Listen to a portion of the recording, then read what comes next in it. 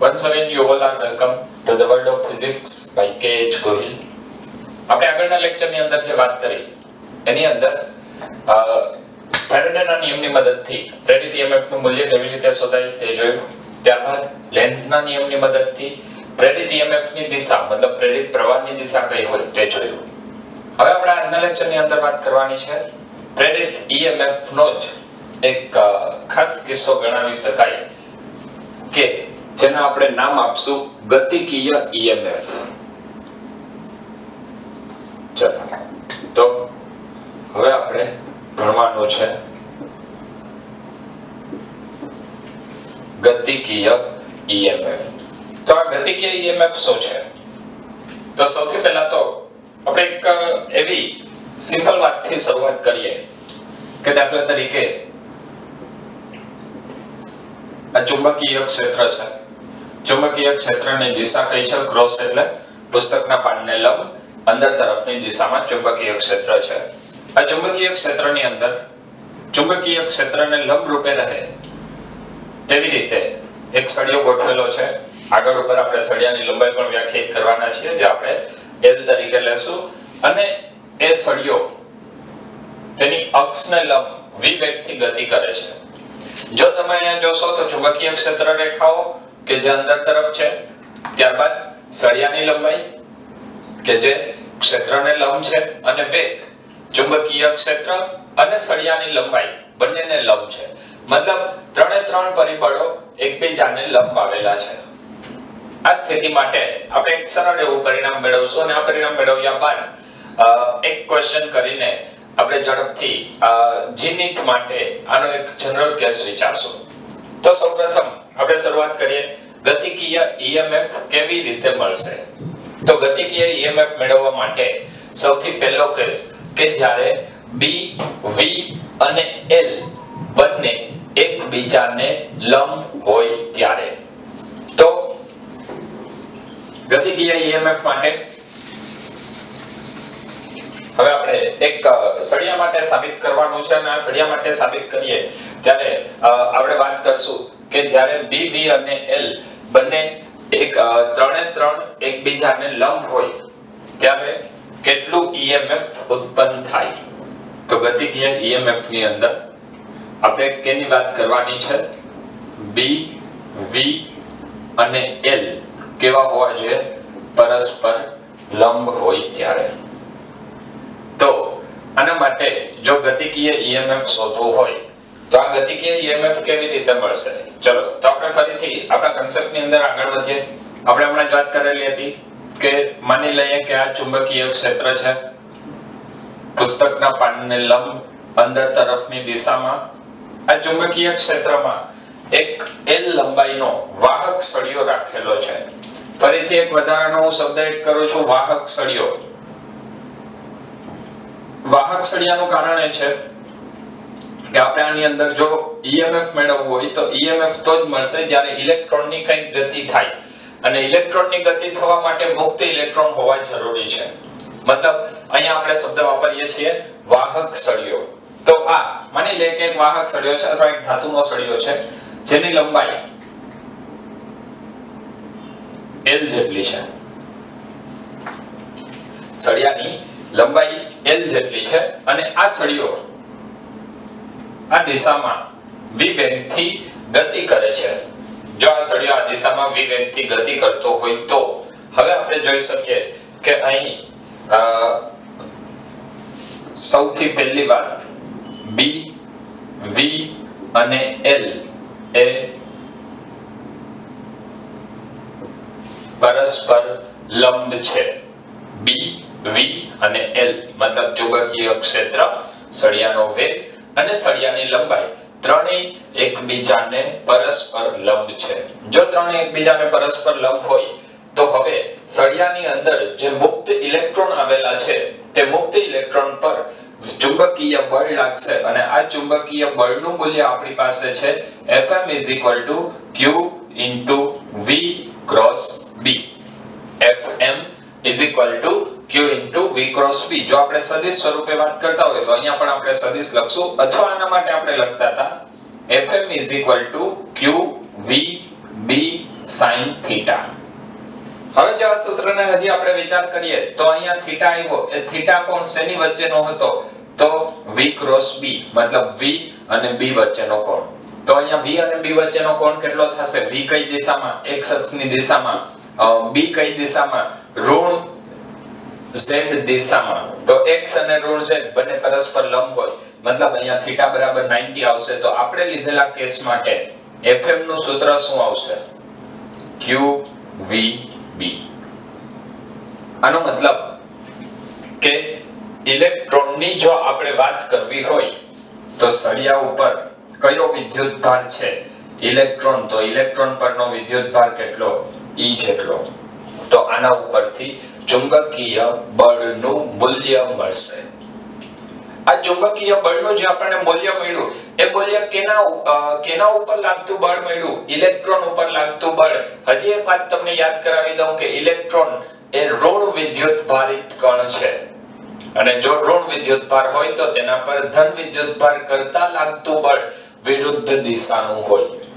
ચલો ચેક કરીએ આપણે આની દિશા ગોતવાની છે કે વિદ્યુતભાર ઉપર બળ કઈ દિશામાં લાગ્યું v ક્રોસ v v કઈ દિશામાં છે જમણા તો આપણે ઉપયોગ કરીએ છીએ v ધન x દિશામાં b કઈ દિશામાં અંદર તરફ તો v આ તરફ b અંદર તરફ તો અંગૂઠો કઈ તરફ રહેશે ઉપર તરફ અંગૂઠો ઉપર તરફ રહે એનો મતલબ વિદ્યુતભાર ઉપર બળ કઈ દિશામાં લાગે ઉપર તરફ પણ કયો વિદ્યુતભાર ધન વિદ્યુતભાર।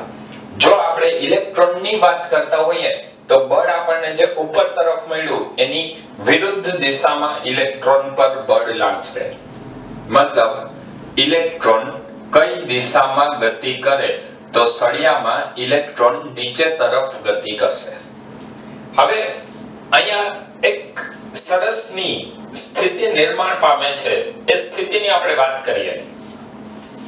જેમ જેમ સમય પસાર થશે એમ અહીંયાથી માની લે કે એક ઇલેક્ટ્રોન રિલીઝ થયો એટલે ત્યાં એક ધન આયન સામેના છેડે એક ઇલેક્ટ્રોન આવ્યો એટલે ત્યાં એક ઋણ આયન ફરી પાછો અહીંયા એક ધન આયન અહીંયા એક ઋણ આયન આવી કંઈક સ્થિતિનું નિર્માણ થશે।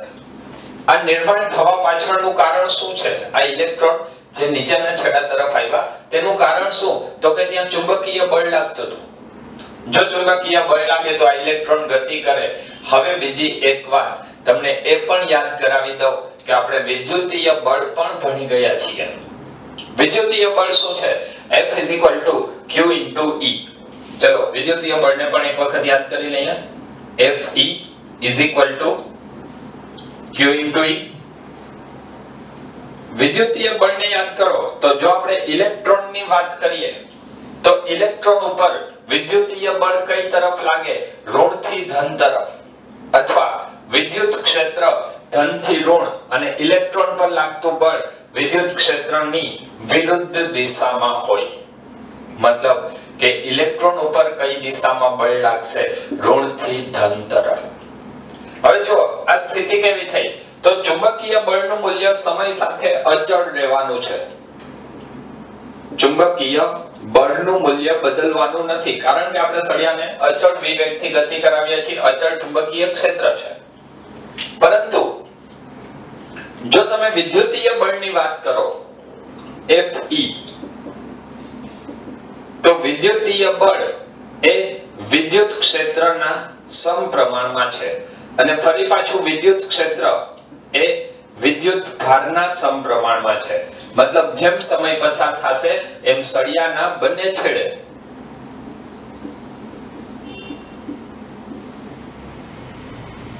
સમય જતા સળિયાના બંને છેડે વિદ્યુત ભારનો જથ્થો વધશે।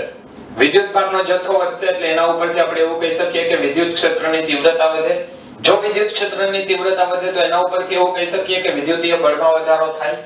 આનો મતલબ કે જો સમય જાય તેમ વિદ્યુત ભાર વધારે ભેગો થાય। નીચેના છેડે ઇલેક્ટ્રોન ઉપરના છેડે ધન વિદ્યુત ભાર તો એને કારણે વિદ્યુત ભાર વધશે એટલે વિદ્યુત ક્ષેત્ર વધે વિદ્યુત ક્ષેત્ર વધે તો વિદ્યુતીય બળ વધે। આ વિદ્યુતીય બળ કઈ દિશામાં લાગે છે તો આ વિદ્યુતીય બળ કઈ દિશામાં લાગ્યું તો હવે અહીંયા હું ફરીથી બંને બળની દિશા અહીંયા લખું છું. તો Fm ની જે આપણે વાત કરી એ Fm કઈ દિશામાં હતું? તો અહીંયા આપણે વાત કરીએ છીએ ઇલેક્ટ્રોન માટે. તો ઇલેક્ટ્રોન ઉપર ચુંબકીય બળ ક્યાં લાગ્યું? નીચે તરફ. હવે ઇલેક્ટ્રોન પર લાગતું ચુંબકીય બળ Fm કઈ દિશામાં છે? નીચે તરફ. તથા ચુંબકીય બળ અધો દિશામાં તથા વિદ્યુતીય બળ કઈ દિશામાં આવશે? ધનથી ઋણ, એટલે વિદ્યુત ક્ષેત્ર આ તરફ તો વિદ્યુતીય બળ ઉપર તરફ તથા વિદ્યુતીય બળ ઉર્ધ્વ દિશામાં છે. હવે જો એક સ્થિતિ એવી આવશે કે શરૂઆતમાં ચુંબકીય બળનું મૂલ્ય વધારે હતું, એ ચુંબકીય બળને કારણે કોઈ ઇલેક્ટ્રોન નીચે તરફ ગતિ કરી. જેમ જેમ સમય પસાર થાય એમ વધારાના ઇલેક્ટ્રોન નીચે જમા થાય, એટલે નીચે ઋણ વિદ્યુતભાર, ઉપર ધન વિદ્યુતભાર, આ વિદ્યુતભાર ભેગો થતો જાય. એક સ્થિતિ એવી આવશે કે જ્યારે ચુંબકીય બળ જેટલું જ વિદ્યુતીય બળ થઈ જશે અને આ બંને બળ જ્યારે સરખા થાય ત્યારે હવે પછી કોઈ વધારાનો ઇલેક્ટ્રોન સામેના છેડે જતો નથી, કારણ બંને બળો સરખા થઈ ગયા. મતલબ જો આ સ્થિતિની આપણે આગળ વાત કરીએ તો હવે આપણે વાત કરવાની છે કે જ્યારે Fm is equal to Fe થાય, Fm is equal to Fe થાય ત્યારે પરિણામ શું આવશે? તો એના માટે લખાય ત્યારે ઇલેક્ટ્રોન પર લાગતું પરિણામી બળ શૂન્ય. પરિણામી બળ શૂન્ય એટલે કે હવે વધારાના કોઈ ઇલેક્ટ્રોન ગતિ કરવાના નથી. વધારાના કોઈ ઇલેક્ટ્રોન ગતિ કરવાના નથી. આનો મતલબ કે અહીંયા હવે નીચેના છેડે ઇલેક્ટ્રોનની સંખ્યા અને ઉપરના છેડે ધન વિદ્યુતભારની સંખ્યા ફિક્સ થઈ જશે. જો આ સંખ્યા ફિક્સ થઈ જાય તો હવે આ સળિયામાં કોઈ પ્રકારનો સ્થિતિમાનનો તફાવત ઉત્પન્ન થયો અને એ તફાવત કેના કારણે આવ્યો? વિદ્યુતભારના પ્રેરણને કારણે. તો એના ઉપરથી હવે આપણે લખશું કે આ સળિયાની અંદર વિદ્યુતભારનો વિદ્યુત સ્થિતિમાનનો તફાવત ઉત્પન્ન થાય છે.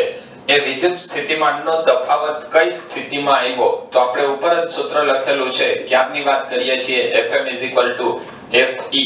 Fm એટલે શું? Q V B અને Fe એટલે શું? E E. તો આપણને સૂત્ર મળ્યું E V B. અચ્છા, હવે જો આપણે વિદ્યુત સ્થિતિમાન લઈ આવવું હોય, વિદ્યુત સ્થિતિમાન કે જેને આપણે અહીંયા પ્રેરિત EMF એપ્સિલોન વડે દર્શાવીએ છીએ, તો ચેપ્ટર નંબર 2 ની અંદર આપણે એક સૂત્ર ભણી ગયા છે. યાદ કરો, ચેપ્ટર નંબર 2 માં આપણે સૂત્ર આવી ગયું છે dV is equal to E dot dr.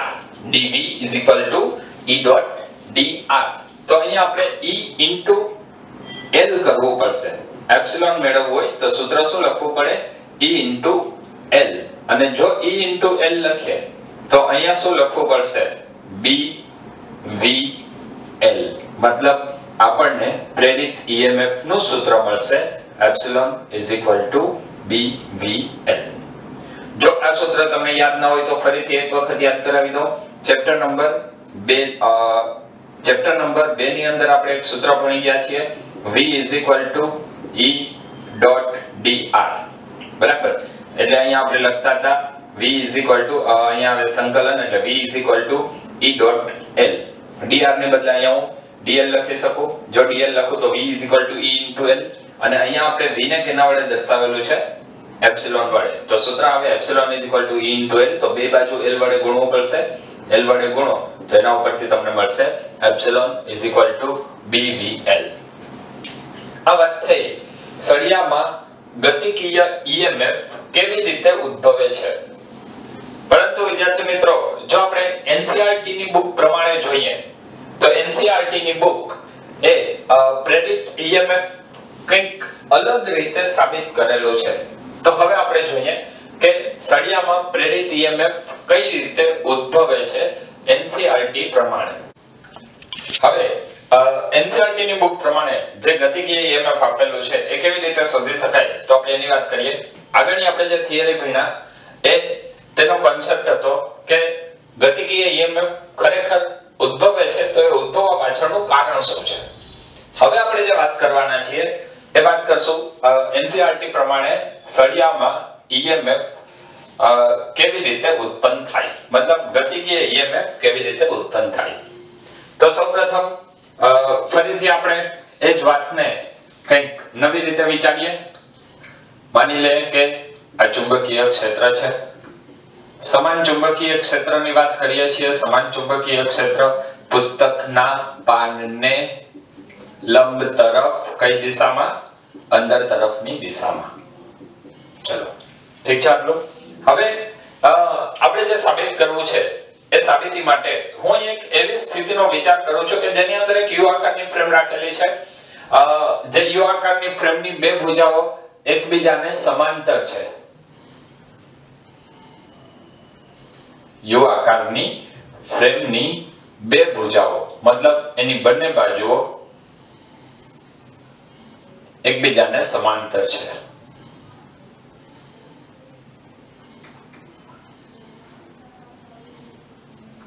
ફરી પાછું તમને હજી એક વખત યાદ કરાવી દઉં. આ યુ આકારનો જે તાર અથવા તો જે સળિયો રાખેલો છે, આ જે ફ્રેમ રાખેલી છે એ કેવી હોવી જોઈએ?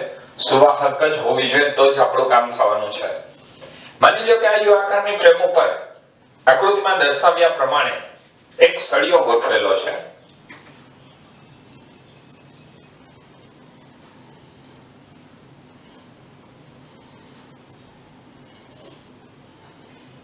આ સળિયા માટે ફરીથી એક સ્થિતિ અહીંયા તમારે લખવો પડશે કે સળિયો આ ફ્રેમ ઉપર ઘર્ષણ રહિત ગતિ કરી શકે છે.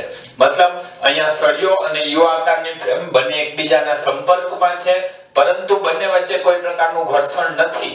એ વાત સ્વીકારીને આપણે આગળ ઉપર સમીકરણ મેળવવાના છીએ. ચલો તો સૌથી પહેલા આટલા પરિબળોને આપણે થોડા આકૃતિની અંદર જ વ્યાખ્યાયિત કરી લઈએ, જે આપણે ક્વેશ્ચનની અંદર લખવા પડે. સળિયાની લંબાઈ L છે, અથવા એવું કહી શકાય કે યુ આકારની ફ્રેમની બે સમાંતર ભુજાઓની લંબ અંતર સ્મોલ l છે.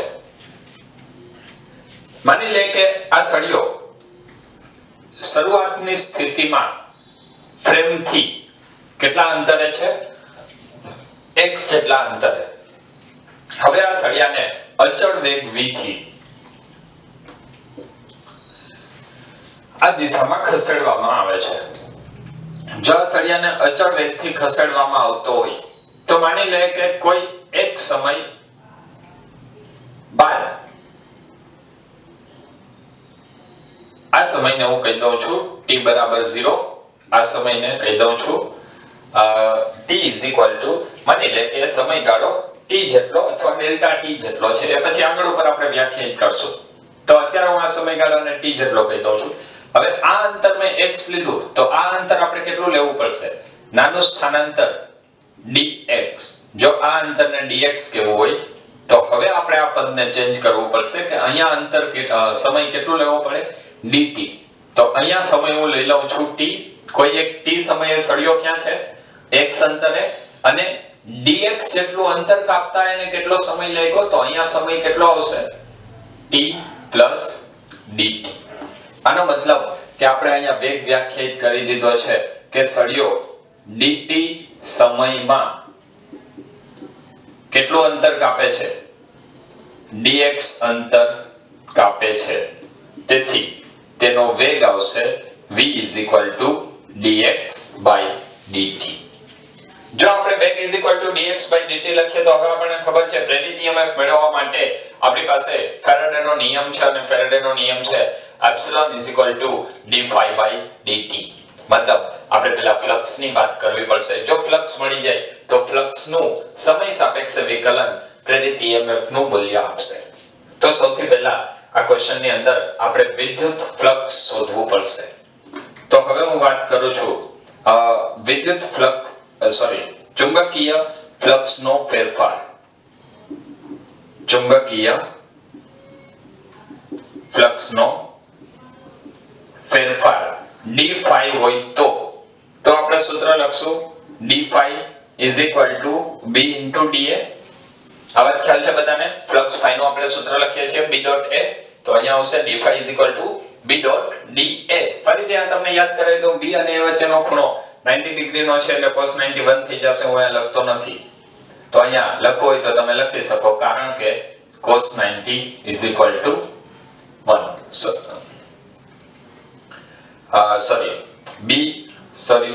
b અને da વચ્ચેનો ખૂણો, ચુંબકીય ક્ષેત્ર કઈ દિશામાં છે? અંદર તરફ, અને ક્ષેત્રફળ પણ કઈ દિશામાં છે? અંદર તરફ. ક્ષેત્રફળ સદિશ હંમેશા સમતલને લંબ રૂપે હોય, તો અહીંયા ખૂણો 0 નો આવશે અને cos 0 ની કિંમત થશે 1, મતલબ cos 0 1 એટલે ફ્લક્સ નું મૂલ્ય આવશે b into da. હવે આ d phi મળ્યું, જો આપણે પ્રેરિત EMF મેળવવું હોય તો ફેરેડેના નિયમ પરથી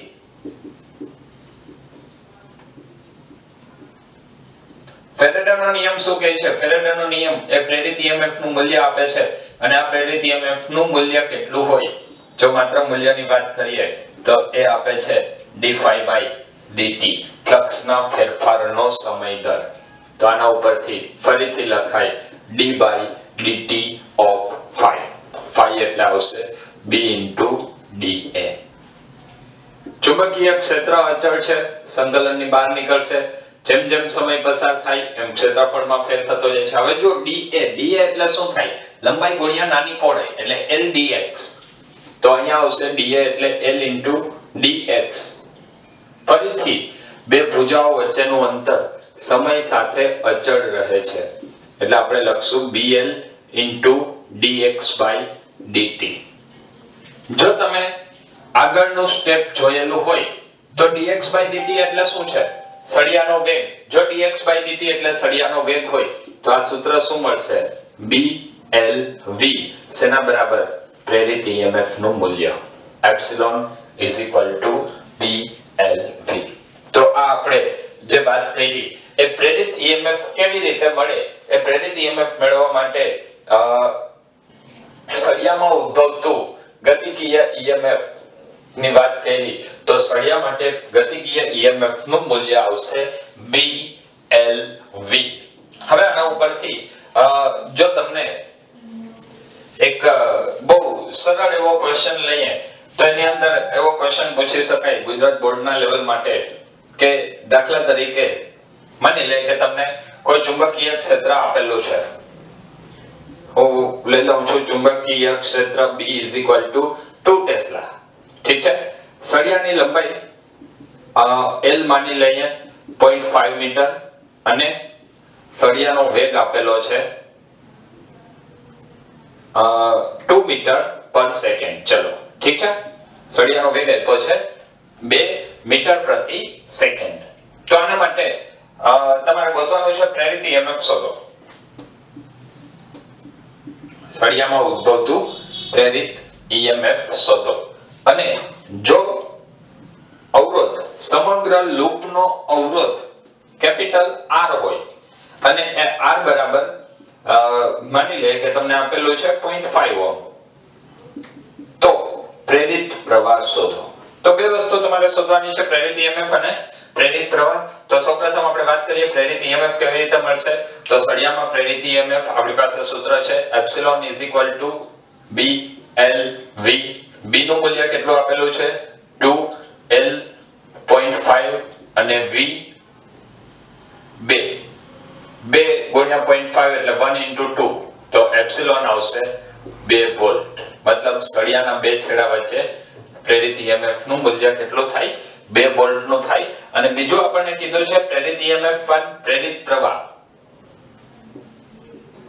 તો હવે આવશે પ્રેરિત પ્રવાહ I is equal to epsilon by R.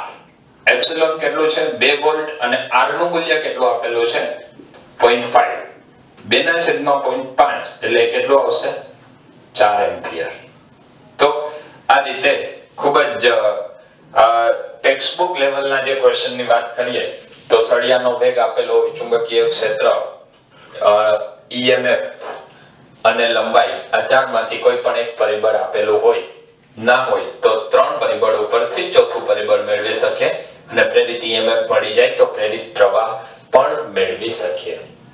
આના પછીના લેક્ચરની અંદર આપણે હવે વાત કરવાના છીએ કે અત્યારે આપણે જે વાત કરી બી બી અને એલ એકબીજાને લંબ રૂપે હોય તો શું થાય. તો નેક્સ્ટ લેક્ચરની અંદર આપણે આનો બંનેનો એક સામાન્ય કેસ જોવાના છીએ કે જેની અંદર કોઈ થીટા કોણે સળિયાને રાખવામાં આવેલો હોય. તો ત્યાં સુધી બધા મહેનત કરતા રહ્યો. Wish you all the best.